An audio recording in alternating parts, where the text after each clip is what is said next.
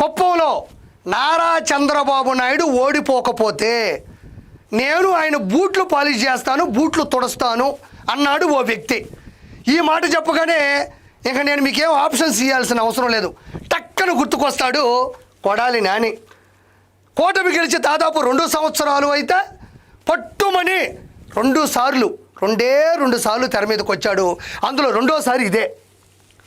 కనబడుట లేదు, వాంటెడ్ అని ఒక పాంప్లెట్ చిత్రీకరిస్తే ఆచూకీ ఇచ్చిన వాళ్ళకి అడిగినంత అమౌంట్ ఇవ్వబడును అని మనం ఒకటి క్రియేట్ చేసి రోడ్డు మీద అతికించాల్సి వస్తే వైఎస్ఆర్సీపీలో ముందుగా పెట్టేటువంటి ఫ్రేమ్ ఫోటో ఎవరిది అంటే అందరూ గొట్కా నాని అంటారు. కొంతమంది అయితే వైఎస్ఆర్సీపీ అధఃపాతాళానికి పోవడానికి గల కారణం ఎవరు అంటే గొట్కా నాని అని కూడా అంటారు. మరి నేను అలా అనట్లేదు, కొడాలి నాని. మరి ఆ కొడాలి నాని చాలా రోజుల తర్వాత ఈరోజు ఎక్కడున్నాడో మనకైతే తెలియదు. మరి ఈ రాష్ట్రంలో ఉన్నాడా, మరి పక్క రాష్ట్రంలో ఉన్నాడా, నలుగురిని పక్కన వేసుకున్నాడు. వాళ్ళు ఏమైతే మధ్యలో మాట్లాడాలి, జస్ట్ క్లాప్స్ కొట్టారు కాబట్టి దానికి భాష ఉండదు. ఇది మహారాష్ట్రలో ఉండొచ్చు, లేకపోతే పూణేలో ఉండొచ్చు, లేకపోతే ఢిల్లీలో ఉండొచ్చు, లేకపోతే ఛత్తీస్గఢ్లో ఉండొచ్చు, ఎక్కడైనా ఉండొచ్చు. నాకు తెలిసి ఈ దరిదాపుల్లో ఇక్కడైతే లేడు అనేది నా ప్రస్తావన. అయితే మైకు పెట్టుకున్నాడు, కిందకు ఊరిటి ఏలాడబడిపోయింది. మరి ఈయన ఏం మాట్లాడతాడో ఒకసారి విందాం. ఒకసారి వినండి మిత్రులారా. జగన్మోహన్ రెడ్డి గారు చేసినటువంటి కార్యక్రమాల వలన జగన్మోహన్ రెడ్డి గారిని ఓడించారని చెబుతున్నారు. జగన్మోహన్ రెడ్డి గారు చేసినటువంటి కార్యక్రమాల వలన జగన్మోహన్ రెడ్డి గారు ఓడిపోతాం కాదు, చంద్రబాబు చేసినటువంటి దొంగ వాగ్దానాల వలన జగన్మోహన్ రెడ్డి గారు ఓడిపోయారు. ఇక్కడ కొడాలి అని అంటున్నాడు.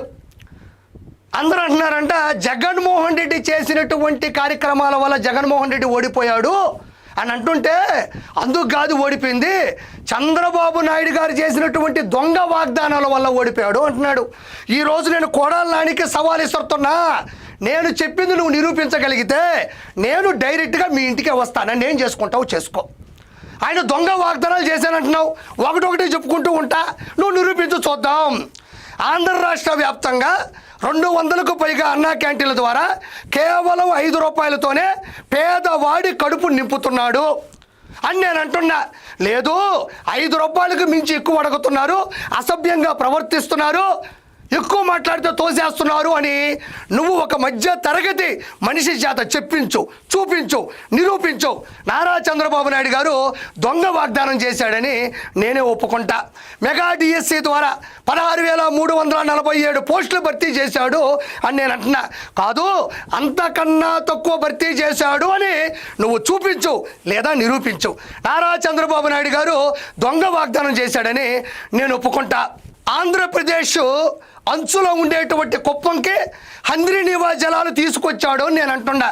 లేదు, జగన్మోహన్ రెడ్డి మాదిరిగా సెట్టింగు వేసి టైట్ క్లోజ్ షాట్లో కెమెరా పెట్టి వాటర్ ట్యాంకుతో నీళ్లు పోసి దాన్ని నమ్మించాడు అని మీరు నిరూపించండి.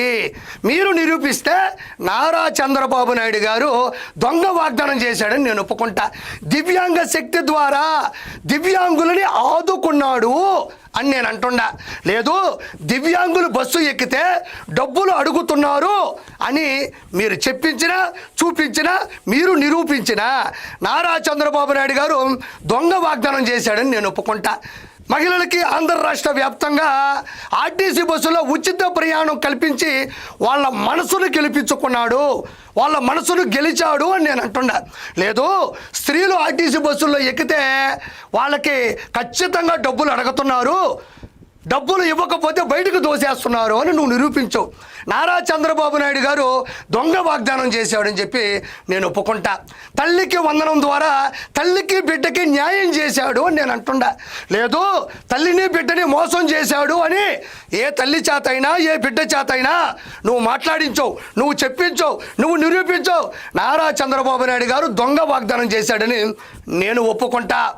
అన్నదాత సుఖీభవ పథకం ద్వారా రైతులని హక్కున చేర్చుకున్నాడు అని నేను అంటున్నా. లేదు, రైతుల్ని మోసం చేశాడు అని ఏ రైతు చేతైనా నువ్వు చెప్పించు, నువ్వు నిరూపించు.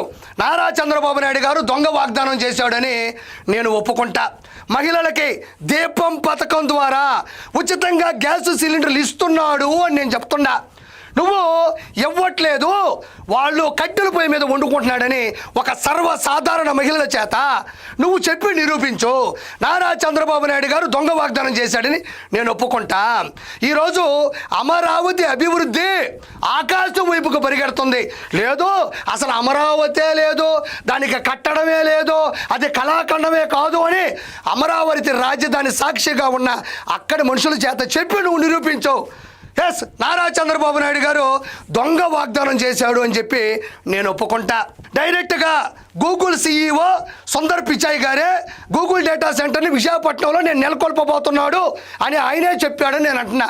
లేదు, సుందర్ పిచాయ్ గారు చెప్పలేదు, దాన్ని ఏఐలో డిజైన్ చేశారు, గ్రాఫిక్స్లో ఆయన ఫోటో పెట్టారు, ఆయనకి డైలాగులు రాసి డబ్బింగ్ చెప్పించారు అని మీరు నిరూపించండి.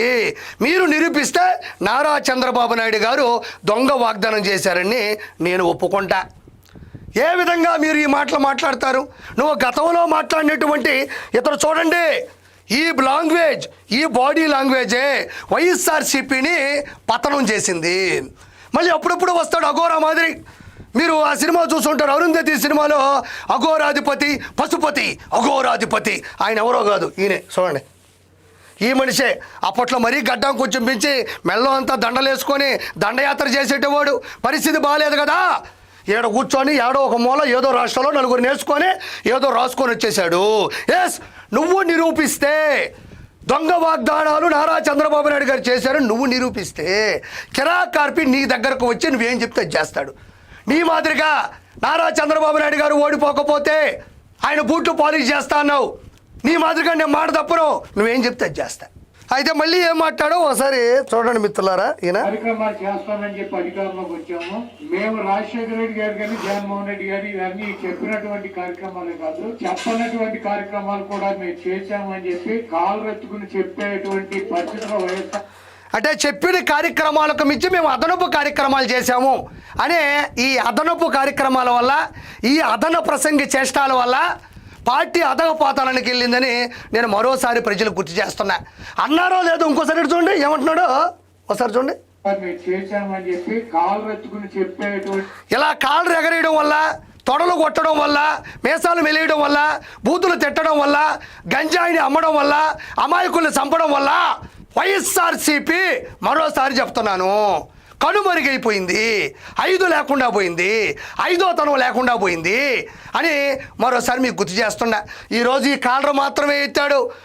పాత రోజుల్లో నారా చంద్రబాబు నాయుడు గారిని, వాళ్ళ కుటుంబాన్ని, పవన్ కళ్యాణ్ గారిని, పక్క రాష్ట్రంలో ఉండేటువంటి రజనీకాంత్ గారిని కూడా ఎంత దారుణంగా దుర్భాషలు అన్నాడు.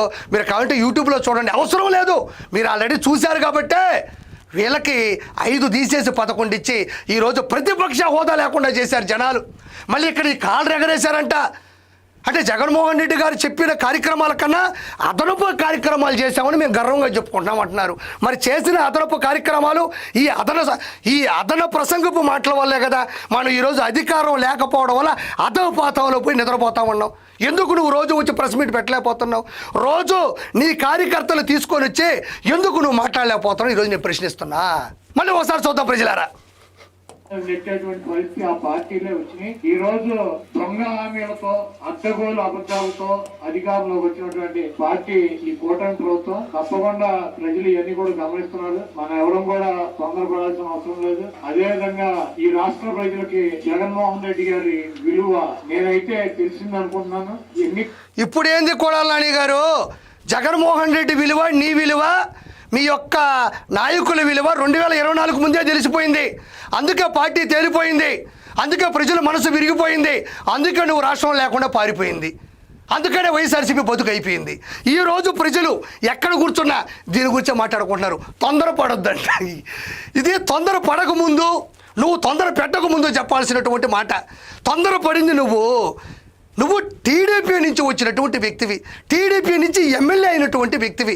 బీఫామ్ తీసుకున్న నువ్వు వాళ్ళని ఎంతో దారుణంగా మాట్లాడినావో, వాళ్ళ కుటుంబం గురించి ఎంత దుర్భాషలాడినావో ఆ రోజు తొందరపడకుండా ఉండి ఈరోజు తొందరపాటు గురించి నువ్వు మాట్లాడకూడదని నేను ఈరోజు మాట్లాడుతున్నా. ఇది ఒకసారి చూడండి. జగన్మోహన్ రెడ్డి గారు ఇచ్చినటువంటి నవరత్నాల హామీలు కానీ, ఆయన అమలుపరిచినటువంటి కార్యక్రమాన్ని ఇక్కడ కొడాలని చెప్తున్నాడు. జగన్మోహన్ రెడ్డి అమలు పరిచినటువంటి నవరత్నాలు గుర్తుపెట్టుకోండి. నవరత్నాలు. ఆయన చెప్పేటి ఆణిముత్యాలు, నిర్వహించినట్టు అమలుపరిచినట్టువేమో నవరత్నాలు. ఓకే, ఇప్పుడు ఆ నవరత్నాలు ఏంటో ఒకసారి చూద్దాం. ఇక్కడ చూడండి నవరత్నాలు, ఇవి నవరత్నాలు. చూడండి, జగన్మోహన్ రెడ్డి 2019 నుంచి 2024 మధ్యన అమలుపరిచినటువంటి అసమర్థత కలిగినటువంటి హామీలు, నవరత్నాలు చూడండి. ఇలా చూడండి, ఇది ఎంత అద్భుతమో. ఇక్కడ చూడండి, ఇవన్నీ నవరత్నాలండి. ఇవన్నీ కూడా ఒక్కొక్కటి చెప్తాను, 100% అమలుపరిచాడు. చూడండి, ఎంజాయ్ విత్ గంజాయి. పట్టపగలు మిట్ట మధ్యాహ్నం కళాశాలలో, స్కూళ్ళల్లో, నడి రోడ్డు మీద, బస్ స్టాండ్లు కూడా గంజాయి నమ్మేసి పిల్లల్ని ఎంజాయ్ చేయమని చెప్పేవాడు మన Jaganmohan Reddy. Battle with bottle, కల్తీ మద్యం అమ్మి ఎంతమంది అమాయకుల ప్రాణాలు తీసాడో ప్రత్యేకంగా చెప్పనక్కర్లా. వీధికో స్విమ్మింగ్ పూల్, ఏ రోజు రోడ్డు వేసిన పాపం లేదు. చిన్నప్పుడు చెప్తా ఉంటారు, ఒరే తప్పు చేస్తూ రోడ్డు మీద పడతావు కదా అని. ఇతను చేసిన పాపానికి ఎంతోమంది రోడ్డు మీద పడ్డారు. అన్నీ స్విమ్మింగ్ పూల్లే, ఏడబట్టినా నీళ్ళే. ఇక్కడ చూడండి, ఎదిరిస్తే వేసేస్తా. తోట చంద్రయ్య, నన్న సుబ్బయ్య, డాక్టర్ సుధాకర్, డ్రైవర్ సుబ్రహ్మణ్యం చెప్పుకుంటూ పోతా ఉంటే అంతా వింత. ఇది చూడండి, కొండలని మింగి అనకొండ, ఋషికొండ ప్రథమ ఉదాహరణ. తిరుమల దాకా వచ్చాడు, ఆ భగవంతుడే కాపాడుకున్నాడు.